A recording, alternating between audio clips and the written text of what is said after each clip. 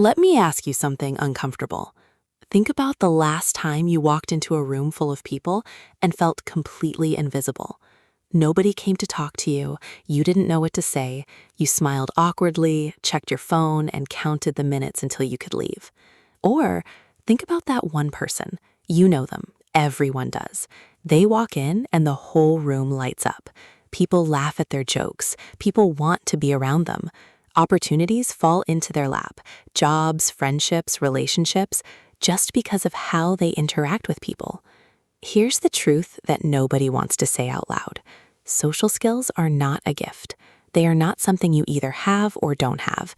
They are a skill, just like riding a bike, just like playing guitar, and they can be learned. And today, in the next 30 minutes, I'm going to show you exactly how. Stay with me, because what I'm about to share could literally change the direction of your life. Now, before we dive in, let me tell you who this is for. This is for the person who considers themselves shy or introverted and believes that's just who they are, permanently, unchangeably. This is for the person who has brilliant ideas at work but can't seem to get people to listen to them. This is for the person who desperately wants deeper friendships, a romantic connection, a stronger network, but feels like they're always on the outside looking in. Because here's the biggest mistake most people make when it comes to social life. They think the problem is that they haven't met the right people yet. They say, oh, I just haven't found my tribe. But the real problem, they haven't developed the skills to connect with any people deeply. You can't keep blaming the room if you're struggling in every room you walk into. The second biggest mistake, people think being socially skilled means being loud, being the center of attention, or being a natural extrovert. That is completely false. Real social skill is about understanding people, making them feel seen, and building genuine connections, and anyone can do that. Let's talk about how, starting with the most foundational idea. Think about the most meaningful conversation you've ever had in your life. I'll bet it wasn't with someone who talked the most. I'll bet it was with someone who listened the most. There's a reason for this, and once you understand it, your entire social life begins to shift. Human beings have one of the deepest psychological needs imaginable, the need to feel understood. Not just heard, not just acknowledged, truly, deeply. And here's the thing. Most people walk through life feeling like nobody really gets them.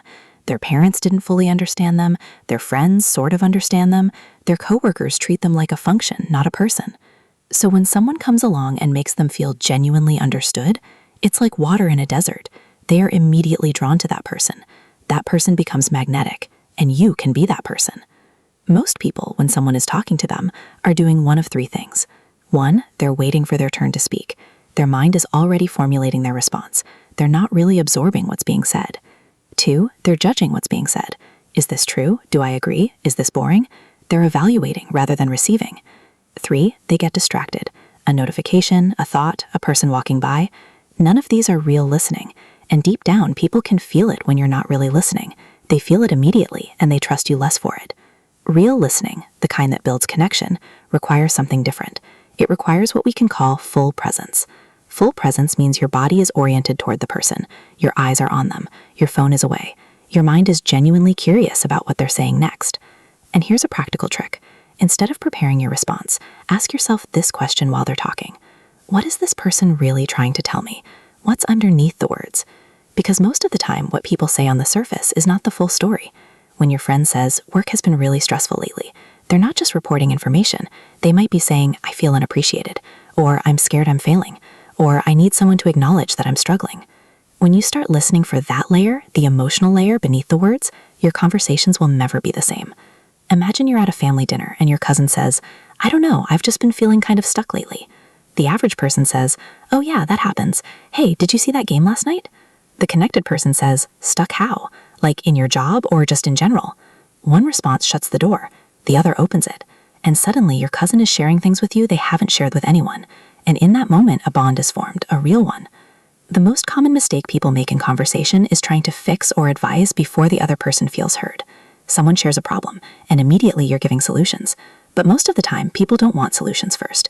They want to feel that their experience is valid.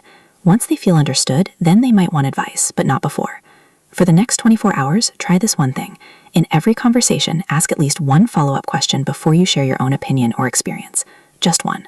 Watch what happens to the quality of your conversations. Now, here's where it gets interesting. because listening is just the foundation. The next layer is about something most people completely misunderstand: how to actually start and carry a conversation without that dreaded awkward silence. Stay with me. Let me tell you about two people at a networking event. Call them Arjun and Raj. Arjun walks in, rehearsed. He's memorized 5 conversation starters. He's ready. He approaches someone, fires off his opener, and then the conversation feels mechanical, forced. The other person excuses themselves after 2 minutes. He tries again, same result. By the end of the evening, he's exhausted and has 0 new connections. Raj walks in, curious. He doesn't have a script. He simply looks for something genuine to engage with. He notices someone's jacket. He asks a genuine question. They start talking. One topic flows naturally to another. By the end of the evening, he has 3 new solid connections and 2 people who asked for his number. What was the difference? Arjun was performing. Raj was dancing. Think of conversation like a dance. In a dance, both partners contribute. There's a rhythm. There's back and forth. One person leads, then the other. You respond to each other's movements. When one person tries to do all the steps themselves, it's not a dance anymore. It's just someone flailing around alone on a dance floor. Great conversation has a natural flow, and this flow happens when both people are contributing, sharing, asking, responding, building on each other's ideas. Here's one of the most practical tools you'll ever learn for keeping a conversation alive naturally. When someone says something, there are multiple topics embedded in what they said. Your job is to pick one and follow it. For example, someone says, "I just got back from visiting my sister in Barcelona. It was incredible, but I'm so jet-lagged." Embedded topics: their sister, Barcelona, the experience, jet lag, travel. You can pick any of these and the conversation continues naturally. "Oh, Barcelona, what was the highlight for you?" Or, "Do you travel a lot?" Or, "I've always wanted to go to Spain. What's it actually like?" This is called threading, picking up a thread from what someone said and pulling it forward. It means you'll never run out of things to say, because the other person is literally handing you material to work with. This skill matters so much beyond just social situations. Think about a job interview. When the interviewer says, "So tell me about your previous experience," most people launch into a monologue. The socially skilled person turns it into a dialogue. They share, and then they ask, "Is that the kind of background that's relevant to what you're looking for?" Suddenly, it's a conversation, not a performance. And people hire people they feel connected to. Or think about sales. Think about leadership. Think about romantic relationships. At every level of life, the person who can turn a monologue into a dialogue wins. People often say they hate small talk, and I understand why. It feels superficial, meaningless, boring. But here's the reframe. Small talk is not the destination, it's the bridge. You start with something light, weather, the event you're at, something you noticed, and you use that to get to the real conversation underneath. The people who say they hate small talk are often the people who never cross the bridge. They want to skip from hello to deep, meaningful connection, with no in between. That's not how human connection works. You have to walk across the bridge to get to the other side. But here's something nobody tells you. You can be a great listener. You can be a fantastic conversationalist, and still people might not connect with you. Why? Because there's an invisible force at work in every social interaction, and most people have no idea it even exists. I'll explain it. There's a concept in psychology called psychological safety. It simply means how safe does a person feel when they're around you. Not physically safe, emotionally safe. Do they feel like they can say something without being judged? Do they feel like their mistakes won't be held against them? Do they feel like you genuinely accept them? Here's the uncomfortable truth. Most people walk around projecting an energy that makes others feel subtly unsafe, without even knowing it. Maybe it's the way they're quick to judge. Maybe it's the way they compete in conversations rather than collaborate. Maybe it's the way they make people feel that they need to be impressive to be worthy of attention. And people can sense this energy. They may not be able to name it, but they feel it, and they pull back. The most connected, socially powerful people in the world have one thing in common. They make it easy to be around them. They don't make you feel like you need to perform. They don't make you feel judged. They're not scanning for your flaws. They receive what you share with openness rather than evaluation. This is why some people can meet someone for the first time and within 20 minutes feel like old friends. It's not magic. It's not charisma you're born with. It's a pattern of behavior that communicates you are safe here. And once someone feels safe with you, they open up. They share more. They invest more. They want to be around you more. Here's the part that's going to sting a little. The reason many people struggle socially is not because of how others treat them. It's because of the energy they bring. If you're constantly comparing yourself to others, that energy leaks out and makes people feel like you're judging them. If you're anxious in social situations, people around you pick up that anxiety and they start feeling anxious too. If you're internally criticizing yourself constantly, that self-critical energy often gets directed outward and people feel it as criticism. Your internal state is not private, it radiates. So the work of social skills is not just about techniques. It's about cultivating the internal state that makes people feel good when they're near you. And the single most powerful internal state for social connection? Genuine curiosity about the other person. When you're genuinely curious, when you actually want to know who this person is, what they care about, what their life has been like, that curiosity is felt instantly. It's magnetic, because most people are never truly curious about them. And when someone is, it feels extraordinary. Average people go into social situations thinking, how am I coming across? Am I being interesting enough? Do they like me? Winners go in thinking, who is this person? What's their story? What can I learn from them? The first mindset keeps you trapped in your own head. The second puts your attention exactly where it creates connection, on the other person. This is the shift that separates people who are magnetically likable from people who are constantly anxious in social situations. Now I want to share something that most book summaries completely overlook, a deep lesson about a trap that well-intentioned people fall into, a trap that actually destroys the very connections they're trying to build. This is the one that surprised me most. Coming up next. There's a paradox at the heart of social connection. The harder you try to be liked, the less likable you become. I know that sounds counterintuitive, but think about it. You've probably met someone who was trying just a little too hard. Maybe they were agreeing with everything you said. Maybe they were laughing too loudly at your jokes. Maybe they were telling stories that seemed designed to impress you. How did that make you feel? Probably a little uneasy, a little like something was off, a little like you couldn't fully trust them because you felt like they were showing you a performance rather than a person. This is the trap of trying too hard. And here's the painful irony. The people who fall into this trap are usually the people who care the most. They care so much about connection that they contort themselves trying to manufacture it. But connection cannot be manufactured. It can only be cultivated. Tart people misuse this concept. A lot of people, when they learn about social skills, start treating interaction like a game. They learn techniques, they learn how to make people like you tricks, and they start deploying them. But here's what happens. Social techniques without genuine intention feel like manipulation, and people feel the difference, even if they can't articulate it. A compliment given because you genuinely mean it lands completely differently than a compliment given as a technique to get someone to like you. The words might be identical, but the energy behind them is entirely different, and people are wired to detect that difference. We've been reading each other's intentions for hundreds of thousands of years. Our social instincts are incredibly sophisticated. So when you deploy a technique without genuine care, something just feels off, and the other person senses it, and they pull back rather than lean in. Tart the correct way to apply this. The correct path is this. Instead of focusing on techniques to get people to like you, focus on developing genuine interest in people, genuine warmth toward people, and genuine comfort in your own skin. When you are genuinely interested, techniques become natural expressions of that interest. When you have genuine warmth, your kindness doesn't need to be performed. When you're comfortable with yourself, you stop seeking approval, and ironically, people start giving it freely. This is why true social mastery is an inside job. You're not learning how to act differently. You're learning how to see differently, to see people as genuinely worth your curiosity, worth your care, worth your full attention. And when you make that shift internally, everything on the outside changes. Start building real relationships over time. One more thing that often gets missed. Real friendship and deep connection are not built in a single conversation. They are built through consistency over time.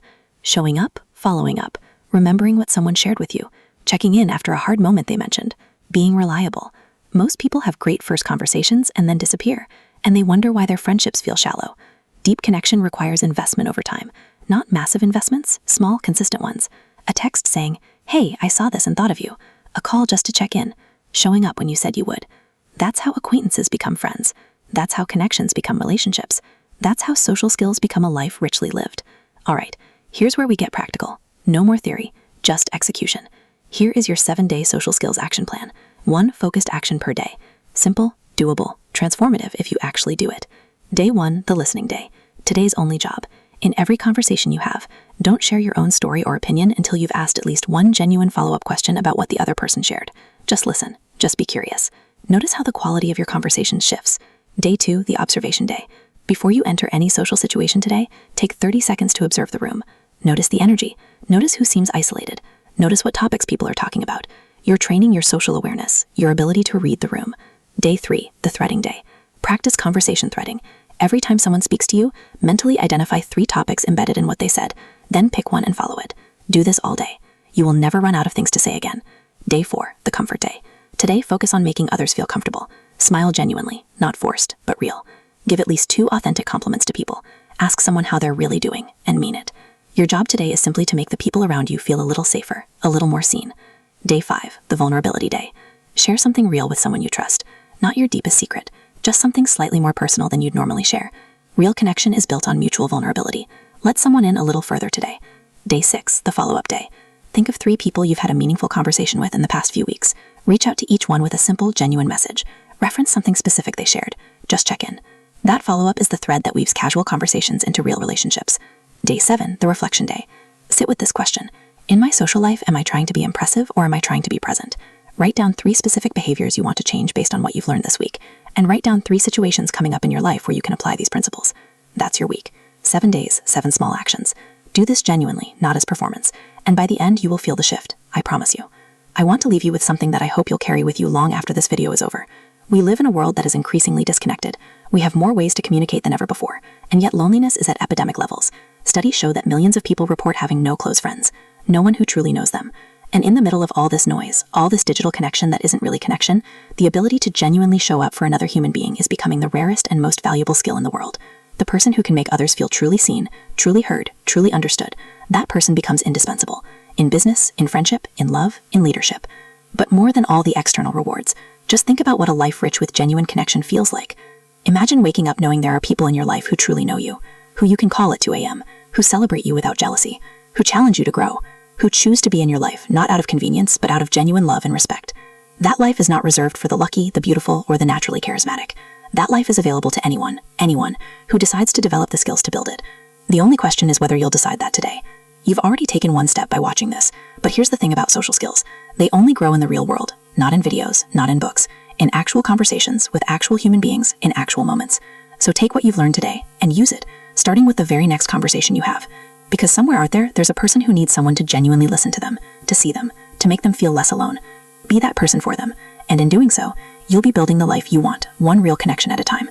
That's it for today's video, and I genuinely hope this gave you something real to think about, and more importantly, something real to do. If this video helped you in any way, please give it a like right now. It helps this message reach more people who need it. And if you're serious about building a better version of yourself, subscribe to this channel. We break down the most powerful books and ideas on mindset, success, and self-growth every single week. Now I want to hear from you. Drop a comment below and tell me, what was your biggest takeaway from today's video? Was it the listening technique, the conversation threading method, the trap of trying too hard, the 7-day plan? Tell me in the comments. I read every single one. Thank you for watching all the way to the end. That tells me you're serious, and serious people get serious results. Now go have a real conversation with someone. See you in the next video.